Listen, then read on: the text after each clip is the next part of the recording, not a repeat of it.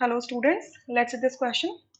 The question says the reaction MgO solid reacts with carbon solid to give you Mg solid plus carbon monoxide gas. So reaction आप देख रहे हो completely balanced है.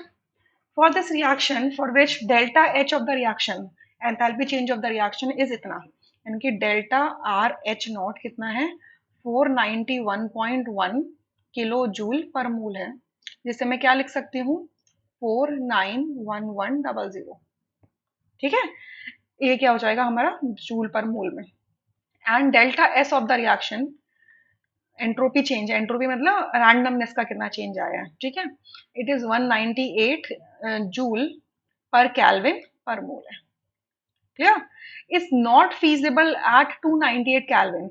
जब आपने temperature 298 kelvin लिया है तो ये एंथैल्पी चेंजेस और ये एंट्रोपी चेंजेस की वैल्यू से आपका रिएक्शन फीजिबल नहीं निकल के आता है, मतलब स्पॉन्टेनियस नहीं है. ठीक है, मतलब पॉसिबल ही नहीं है ये रिएक्शन होना.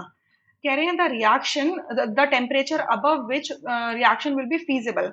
ऐसा कौन सा टेम्परेचर होगा या किस टेम्परेचर के अबव रिएक्शन फीजिबल हो जाएगी. फीजिबल मतलब जो रिएक्शन स्पॉन्टेनियस होती है वो फीजिबल हो जाती है. सो हम जानते हैं कि डेल्टा जी लेस देन 0 होता है तो रिएक्शन कैसी होती है, स्पॉन्टेनियस होती है. ठीक है, स्पॉन्टेनियस होती है. डेल्टा जी क्या होता है, delta H minus T delta S होता है. इसकी वैल्यू लेस देन 0 आनी चाहिए. सो मैं यहाँ से क्या बोल सकती हूँ कि delta H is greater is less than T delta S होना चाहिए. Sorry, less than T delta S होना चाहिए.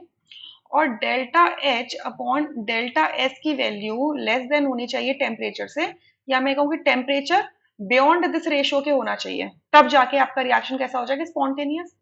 सो डेल्टा एच की वैल्यू डाल दो 491100 और डेल्टा एस की वैल्यू डाल दो 198.